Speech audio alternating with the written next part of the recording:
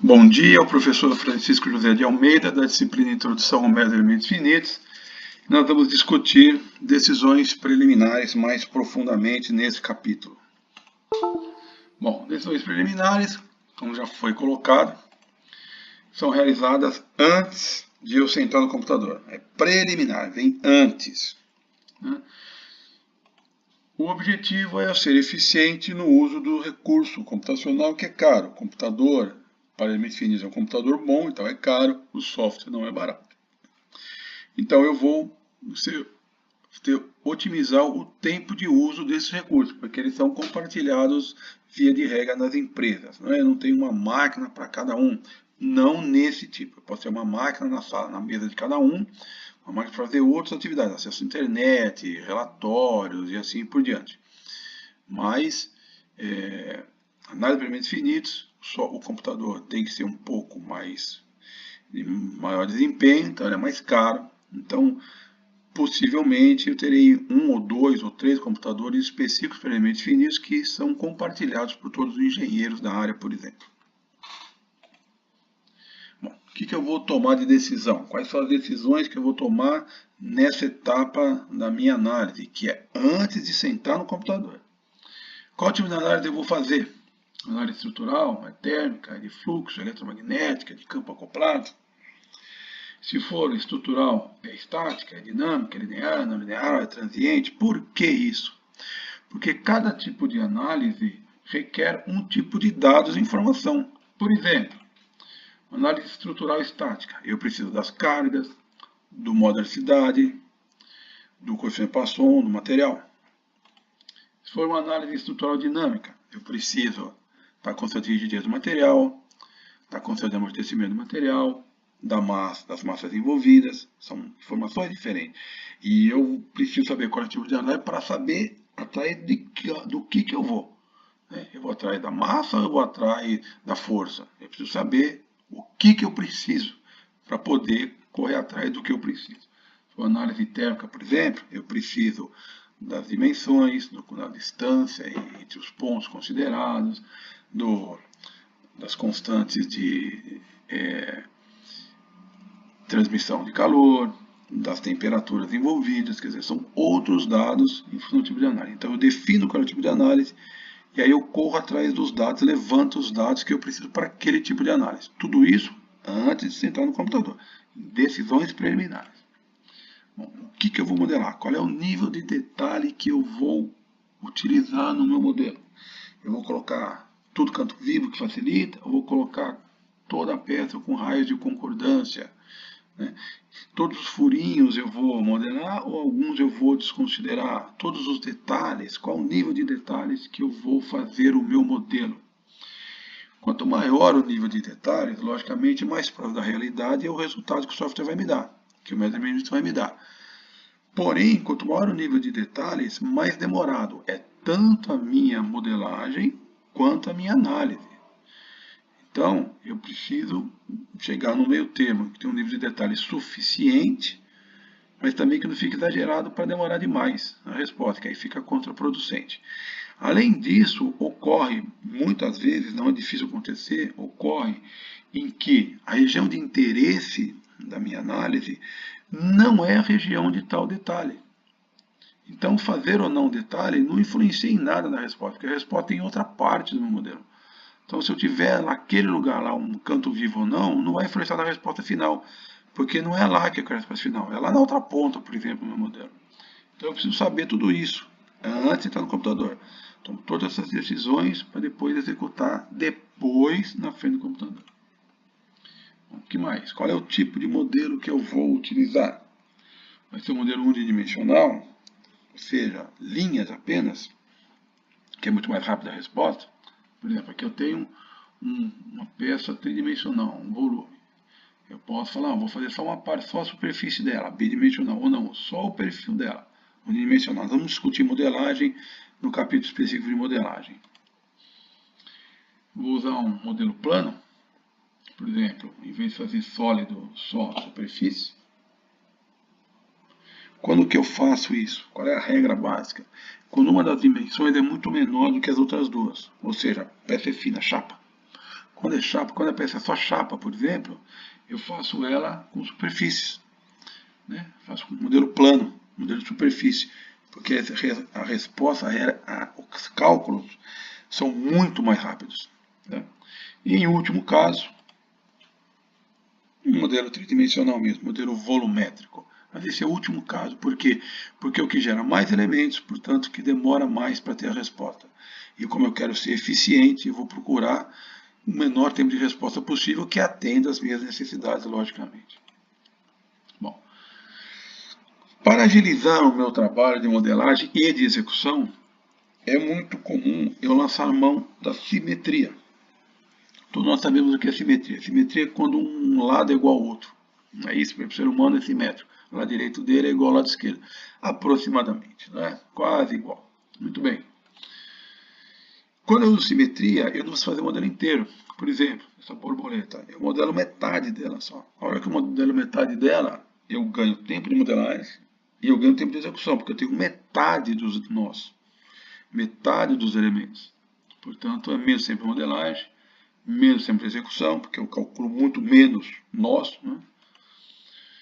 E eu tenho a mesma qualidade de resposta que se eu tivesse feito o modelo inteiro. Nós vamos discutir isso com calma na hora de modelagem, mas é um fato. Se eu modelar direito, se eu usar a simetria corretamente, eu tenho uma resposta tão boa quanto se eu tivesse feito a peça inteira. E eu ganhei muito tempo, principalmente de execução, porque metade dos nós é um quarto do tempo aproximadamente. Como eu ganhei tempo, eu posso fazer modelos mais detalhados. Eu posso aumentar os detalhes do modelo, porque ele é menor, é só metade do modelo, um quarto do modelo, então eu posso detalhar mais esse um quarto do modelo. E eu tenho respostas ainda melhores. Ou seja, eu tenho resultado com melhor qualidade se eu usar a simetria. Bom, vamos discutir rapidamente quais são os tipos de simetrias que existem. Então eu tenho, a primeira, eu tenho que saber que a simetria deve ser necessariamente de 3 níveis para dar certo no cálculo de elementos finitos. Simetria tem que ser geométrica, tem que ser de material e tem que ser de carregamento. Eu vou explicar para você mais. Então, por exemplo, um monitor de computador. Esse monitor de computador, ele tem simetria geométrica. O lado direito é igual ao lado esquerdo dele. Ótimo. Esse monitor, no caso, ele tem materiais iguais dos dois lados. Portanto, ele tem simetria de material. E se esse monitor for solicitado, por exemplo, alguém apoiando em cima dele, exatamente simétrico dos dois lados, com a mesma carga, na mesma posição relativa, ele também tem carregamento simétrico. Então eu posso fazer metade dele. Eu modelo metade dele. Eu tenho metade dos nós, metade dos elementos. Eu posso aumentar o detalhamento daquele lado e assim por diante. Uma resposta tão boa quanto. Agora vamos dizer que eu tivesse uma solicitação apenas num lado do modelo. A pessoa não apoiou dos dois lados, com as duas mãos, apoiou só com o cotovelo de um lado. Eu perdi a simetria. Por que eu perdi a simetria? Porque a hora que eu faço daqui, esse lado vai descer e esse lado vai subir, logicamente. Tomara que você lembre disso na hora desses materiais, né? Como o ponto de apoio aqui, aqui desce e aqui sobe. Ou seja, a resposta não é mais simétrica. Eu tenho certeza que por causa desse carregamento não simétrico, a resposta não é mais simétrica, então eu não posso modelar só metade. Porque se eu modelar só metade, eu vou ver só o lado que desce ou só o lado que sobe. Eu não posso ter isso, eu tenho metade da resposta, aí não funciona. Então, a simetria tem que ser geométrica, de material e de carregamento, concomitantemente, ao mesmo tempo as três. Se uma delas não for, eu não posso usar simetria na área de elementos finitos. Bom. Então, quais são os tipos de simetria? A simetria mais forte que existe é a axis-simetria. Axis vem de eixo, ou seja, eu tenho uma peça similar à sólido de revolução, não é isso? Eu tenho um eixo de rotação e a minha peça é desenvolvida em volta desse eixo. O que eu posso fazer se a peça tiver essa simetria? Eu faço só a seção transversal da peça. Olha o que eu ganho de tempo de análise, de geração do modelo e de análise, né? De execução. Quer dizer, em vez de eu ter 100 mil nós, eu tenho 100 nós. 500 nós. Quer dizer, o tempo é muito significativamente muito menor. Se eu não tiver simetria, axissimetria, eu posso ter simetria rotacional. Simetria rotacional é quando um gomo é igual aos outros gomos do meu modelo. Nesse caso aqui eu não tenho axissimetria, porque eu tenho furos na peça. Então eu não tenho todas as seções iguais. Uma seção tem furo, outra não tem. Uma tem, outra não tem, assim por diante. Mas eu posso modelar um gomo só dessa peça. Um gomo só. No caso aqui eu estou modelando meio gomo. Vamos ver a próxima simetria que permite fazer isso. Então eu tenho um gomo, 2 gomos, 3 gomos, 4 gomos, 5 gomos, 6 gomos, 7 gomos, 8 gomos. Em vez de eu fazer a peça inteira, eu faço 1/8 da peça. Em vez de eu ter 10.000 nós, por exemplo, na peça total, eu vou ter 1.100 e poucos nós. Só. Olha a diferença. Em vez de eu fazer 10.000 cálculos, eu faço 1.000 e poucos cálculos. Imagina o tempo que eu vou economizar. Então, faço um gomo só da peça. Vamos fazer a peça inteira, se ela tiver simetria rotacional. Já vou explicar essa outra simetria aqui na próxima transparência. Ela tem a simetria plano-reflexiva, que é o caso anterior que está lá também. Então, essa peça aqui, por exemplo, eu também tenho simetria rotacional. Esse gomo é igual a esse, que é igual a esse, assim por diante. Agora, esse gomo aqui, uma metade é exatamente o contrário da outra metade. Então, eu faço metade do gomo. Então eu modelo metade do gomo, não modelo o gomo inteiro, daqui até aqui. Eu modelo metade dele, porque eu tenho simetria plana ou reflexiva. Então se eu tivesse, por exemplo, 10.000 nós, 10 gomos, 1.000 nós cada gomo, meio gomo, 500 nós. Em vez de fazer um modelo de 10.000 nós, eu faço um modelo de 500 nós, e proporcionalmente outros valores. Quer dizer, imagina que eu estou economizando de tempo e a resposta é tão boa quanto. Eu tenho simetria repetitiva ou translacional. Por exemplo, várias mesas uma atrás da outra numa sala. Então eu tenho uma mesa, outra mesa, outra mesa, outra mesa. Eu posso modelar uma mesa só. É tudo simétrico, se tiver simetria geométrica de material de carregamento. É bom não esquecer. Então, por exemplo, aqui no caso, eu tenho um gomo, outro gomo, e cada gomo, metade é igual a outra. Então eu faço metade do gomo de novo aqui, posso fazer isso. Agora essa peça, por exemplo, ela tem simetria? Aí eu tenho que tomar uma decisão. Se esse furo não for importante, se eu tiver tomado a decisão que esse furo não é importante, essa peça tem simetria rotacional. Esse gomo igual a esse gomo, que é igual a esse gomo, que é igual a esse gomo, então eu faço um gomo só. O gomo não precisa ser reto, não precisa ser um pedaço de pizza, pode ser curvo, não tem problema nenhum. Então eu faço um gomo aqui e modelo a peça. Uma economia de tempo. Agora, se esse furo for importante, se na minha análise, nas minhas decisões preliminares, eu chegar à conclusão que esse furo é importante para a minha análise, aí essa peça não tem mais simetria nenhuma, porque esse furo impede qualquer simetria. Não tenho simetria translacional, não tenho simetria rotacional, porque uma parte tem furo, uma parte não tem. Eu não tenho simetria reflexiva, porque essa metade não é igual a essa, porque a peça é curva, essas aletas são curvas. Então agora não tem mais nenhuma simetria, eu tenho que fazer o modelo inteiro. Por causa de um detalhe, eu posso ter que fazer o modelo inteiro. Então veja como é importante as decisões preliminares, para eu poder ser efetivo na minha análise e ter uma resposta boa também, logicamente, né, confiável. Então, isso aqui é a decisão do projetista. É ou não importante o furo, por exemplo? E aí eu vou ter que tomar aquela decisão entre velocidade e qualidade. Ou, na verdade, se eu for um engenheiro bom e souber o que eu estou fazendo, velocidade e qualidade. Eu ganho velocidade e tenho qualidade. Né? Nós vamos discutir isso durante o nosso curso, eu já falei na aula anterior. Né? Muito bem. Além disso, eu vou tomar a decisão e levantar os dados e quais materiais eu vou utilizar na peça. Né? É uma peça de aço liga? É uma peça de ferro fundido? É uma peça de bronze? Do que é a peça? Quais são os dados desse material? Né? Levanto todos esses dados nas decisões preliminares. Quais as condições de contorno? Né? Quais são as cargas? Quais são as fixações? Por exemplo, essa peça aqui é parafusada, então são engastamentos. Ela não é apoiada, ela é parafusada, então ela é engastada. Então eu tenho que analisar como que é a minha peça real, que eu vou fabricar depois, ou estou otimizando o projeto dela. Porque se eu simular as fixações e as solicitações de uma forma equivocada em relação ao que efetivamente vai ter no mundo real, a resposta não é para nada. Se eu falar que essa peça é apoiada e ela é engastada, a resposta é totalmente diferente. Se eu falar que essa peça tem peso de um lado só, ela tem peso dos dois lados, a resposta é totalmente diferente. Então eu preciso sempre procurar levantar as condições de contorno efetivamente que serão verificadas no mundo real. Então eu tenho que ser um engenheiro bom para entender isso. Como que a peça fixada é só apoiada? Não é biapoiada? como que é o apoio? O apoio é colado, o apoio é soldado, o apoio é parafusado, né? Então eu tenho que olhar, tomar cuidado nesses detalhes para ter um bom modelo. Eu não discuti também condições de contorno no capítulo específico. Então, finalmente, no caso aqui de aplicar condições de contorno, podem ocorrer singularidades. Eu vou explicar o que é singularidade para você.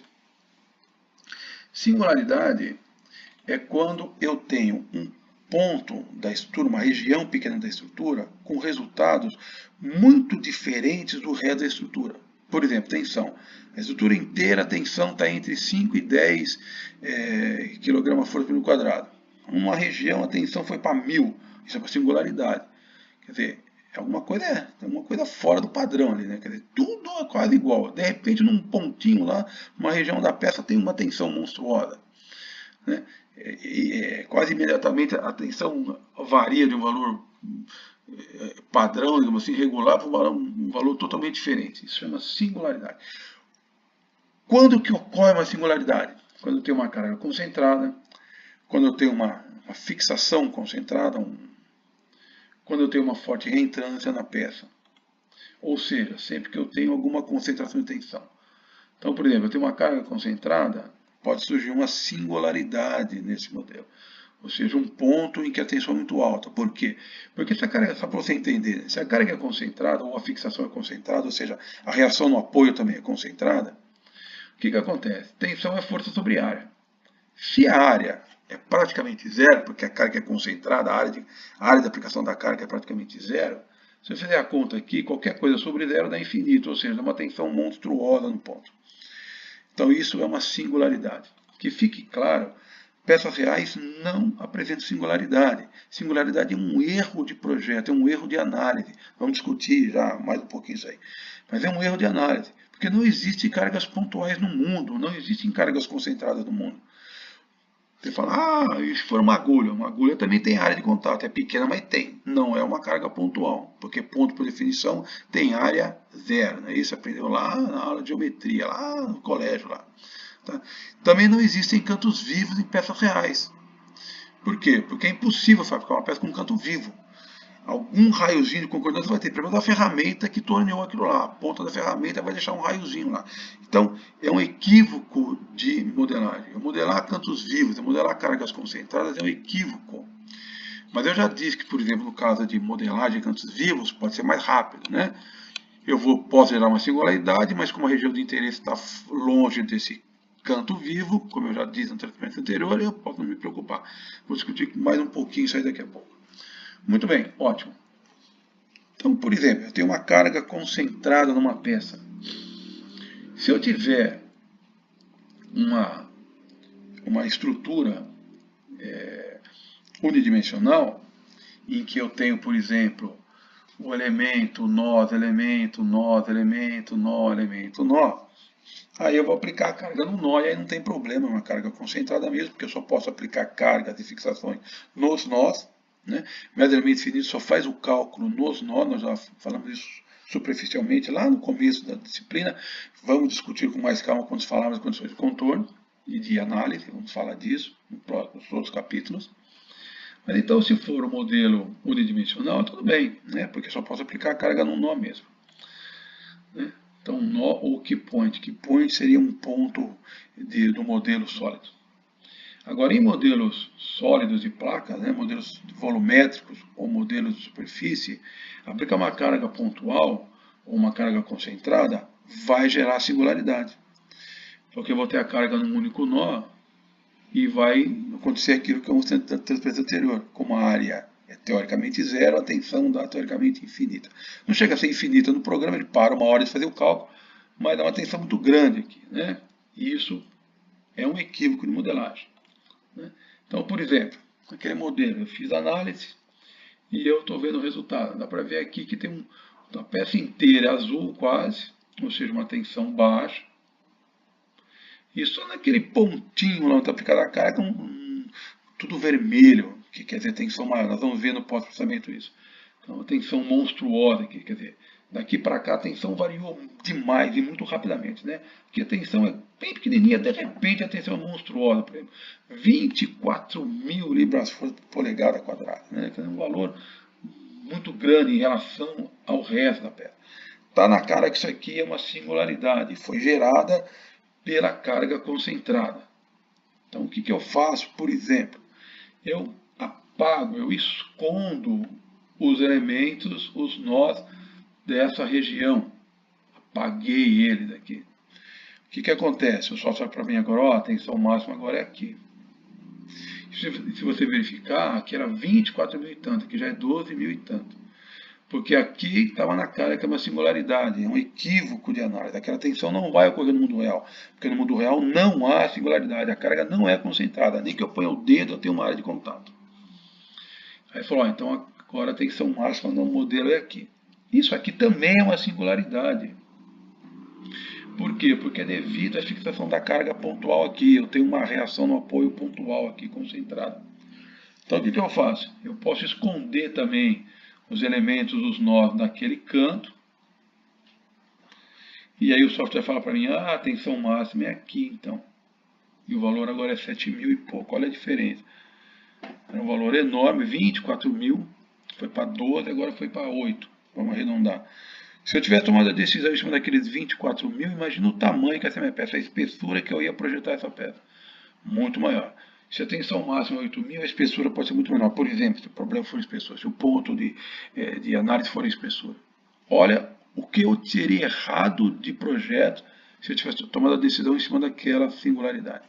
Então eu tenho que observar que é singularidade, tenho que identificar que é uma singularidade e tenho que extrair essa singularidade para poder tomar uma decisão correta. Muito bem. Por que eu paro, né? Por que eu não apaguei a região em que ocorreu aquela tensão máxima de 7.800? Né? Como é que eu sei que lá é a tensão real máxima na peça? Né? Como é que eu sei isso? A resposta não está nessa disciplina, a resposta está lá na disciplina de ciências materiais. Se você lembrar de ciências materiais, você vai lembrar que toda a região de variação de seção há concentração de tensão. Então, quase garantidamente, porque sempre há exceções no mundo, quase garantidamente eu sei que a minha tensão máxima numa peça real vai ocorrer na região de variação de seção dela. No caso, por exemplo, no furo. Então eu sei que é na região do furo que a tensão máxima vai ocorrer de verdade. Então se o meu software fala que a tensão máxima ocorre lá no canto, eu falo, não, está errado. Não é aí. Apaga esses nós. Fala, ah, agora a tensão aqui. Não, está errado de novo. Apaga. Agora no furo. Ah, agora está certo. Então eu sei onde vai ocorrer a tensão máxima, porque eu sou engenheiro. Para usar elementos finitos eu tenho que ter conceito anterior. Eu fiz resistência 1, resistência 2 antes de chegar nessa disciplina. Eu fiz também física e materiais, assim por diante, né? Mas especificamente aqui eu fiz resistência 1 e resistência 2, antes de chegar na disciplina introdução aos elementos finitos. Então eu sei o que ocorre de verdade numa peça, eu sei onde ocorre a concentração de tensão. Então eu sei onde vai ocorrer a tensão máxima na peça, antes de começar a análise. O problema é eu ter uma boa ideia onde vai ocorrer essa tensão máxima, né? Garantia com isso ninguém tem, mas eu tenho quase certeza onde vai ocorrer a tensão máxima. Bom, qual é a vantagem então de aplicar a carga concentrada? Então, por que eu não aplico carga distribuída e resolvo o problema de uma vez, né? Porque o meu vetor força, que está lá na equação, F igual a Kx, equação matricial que nós já vimos anteriormente, o meu vetor força é esse aqui. F1, F2, F3, F4, F5, F6, F7, Fn. Muito bem. Se eu aplicar uma carga concentrada, o meu vetor força vai ser isso aqui, ó. 0, força concentrada, 0, 0, 0, 0, 0, 0, 0, 0, 0. Se eu aplicar uma carga distribuída, então vai ser força num único nó, só a força naquele nó ali. Né? Nos outros nós, todas as forças são nulas. Todas as outras componentes das forças são nulas. Em todos os outros nós, as forças são nulas. Só naquele nó tem uma forcinha. Se eu aplicar uma carga distribuída, quer dizer que eu vou acessar mais nós. Então eu vou ter esse vetor força. 0, F1, F2, F3, F4, F5, 0, 0, 0, F8, F9, 0, 0, 0, 0, 0, F20, F21. Ou seja, eu tenho várias forças, várias componentes de força diferentes de zero. Bom, eu tenho que lembrar que eu vou pegar isso aqui vai para uma equação matricial, que eu vou inverter a matriz e calcular depois. Quer dizer, se eu multiplicar uma matriz por um monte de zero e um valor diferente de zero, É muito mais rápida a resposta, porque multiplicar por zero é muito mais rápido que multiplicar por qualquer outra coisa, dentro lá do seu processador, da sua máquina, do seu computador, isso é um fato. Na hora que eu multiplico por zero, eu demoro um tempo de cálculo. Na hora que eu multiplico por número diferente de zero, eu demoro um tempo muito maior. Então, se eu informar para o software esse vetor força, ele vai demorar muito mais para dar resposta do que se eu informar esse vetor força. Então, aplicar cargas concentradas é bom, porque eu ganho tempo de execução, eu fico mais eficiente, eu tenho uma resposta mais rápida. Bom, mas eu posso ter gerado uma singularidade e estar camuflando a resposta real, né? Chegando a uma tensão máxima que não é de verdade. Bom, como é que eu trabalho com singularidade? Como é que eu tenho duas opções. Se a singularidade está longe da região de interesse, eu simplesmente não olho para ela, ignoro. Então, por exemplo, eu fiz um modelo, eu tenho um canto vivo lá. No canto vivo a tensão deu 5 milhões. Mas eu sei que isso foi um erro de análise, um erro de modelagem. Eu sei que não existe canto vivo. Mas na verdade eu estou preocupado com a outra ponta da peça. Então eu nem olho para aquela tensão máxima. Eu vou lá e olho a tensão naquela ponta da peça em que eu estou preocupado. A tensão naquela ponta da peça em que eu estou preocupado, que eu sei que é lá que a peça pode quebrar, porque é lá que ela é colada na parede, por exemplo. A tensão máxima lá deu 10. Opa! Aí eu vou tomar as minhas decisões em cima daquele valor.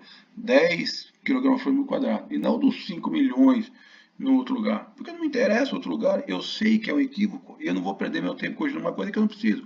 Eu só olho o que me interessa. E isso é engenharia, é ser eficiente. Agora, se a singularidade está na região de interesse, por exemplo, eu quero saber exatamente qual é a tensão naquela dobra. Porque a peça vai quebrar na dobra. Então eu preciso saber a tensão na dobra. Aí preciso ter o valor certo da tensão. Aí o que eu faço? Aí eu tenho que retirar essa singularidade. Aí é só lembrar o que gera singularidade. É carga concentrada? Então o que eu vou fazer? Vou tirar a carga concentrada e colocar uma carga distribuída. É fixação concentrada? Vou tirar a fixação no ponto, vou colocar uma fixação na superfície, na linha inteira, por exemplo, na área inteira. Vou distribuir a reação no apoio. É um canto vivo? Vou retirar no canto vivo, colocar um raio de curvatura. Eu vou demorar mais tempo para modelar, a resposta provavelmente vai ser mais demorada, mas eu vou ter a resposta correta, né? Então eu tenho duas opções de tratamento. Ou eu nem olho, se não é lá que eu estou preocupado, se não é naquela região que eu estou preocupado em analisar, mas se for naquela região eu tenho que retirar a singularidade, não tem jeito.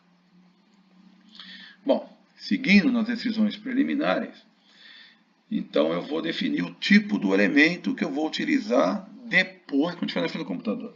Tudo isso aqui é feito antes de você estar no computador, como eu já disse para você, né? Decisões tomadas antes, decisões preliminares. Então, por exemplo, se for um modelo axissimétrico, eu vou usar um elemento linha. Um modelo unidimensional, eu vou usar um elemento unidimensional. Se for um modelo de superfície, eu vou usar um elemento bidimensional. Tem que ser compatível. Se for um modelo sólido, eu vou usar um elemento sólido, tridimensional. Então, por exemplo, se for um modelo unidimensional, só linhas, eu vou usar um elemento dimensional. Se for um modelo de superfície, eu vou usar um elemento bidimensional. Se for um modelo sólido, eu vou usar um elemento tridimensional. Tem que ser respectivo, né? Nós vamos discutir geração de malha no capítulo devido, vamos discutir um pouco mais disso, mas o conceito é esse. E essa decisão eu tomei antes de entrar no computador. Eu já sei onde eu vou clicar lá no software quando eu sentar no computador. Vou ser eficiente na frente do computador. Muito bem. Também eu vou tomar a decisão qual é o tamanho do elemento, se a malha vai ser mais esparsa, se é mais densa. Né? Como eu já sei, quanto maior o número de elementos, melhor a resposta. Porém, maior tempo de execução. Então, por exemplo, eu não vou pegar a minha peça e vou colocar elementos pequenininhos na peça inteira, porque vai ficar muitos elementos, vai demorar muito tempo para mim chegar no resultado. Então, se eu sei que a minha região de interesse é só essa daqui, eu coloco poucos elementos longe dessa região que me interessa e mais elementos nessa região que me interessa. Então, eu tenho uma resposta boa aqui e ruim aqui, mas como aqui não me interessa a resposta, eu vou ver só o que me interessa, que é uma resposta boa. Como é que eu faço uma malha não uniforme como essa? Usando controles de malha que a gente vai ver no capítulo devido. Bom, é isso por enquanto. Muito obrigado. Até a próxima oportunidade.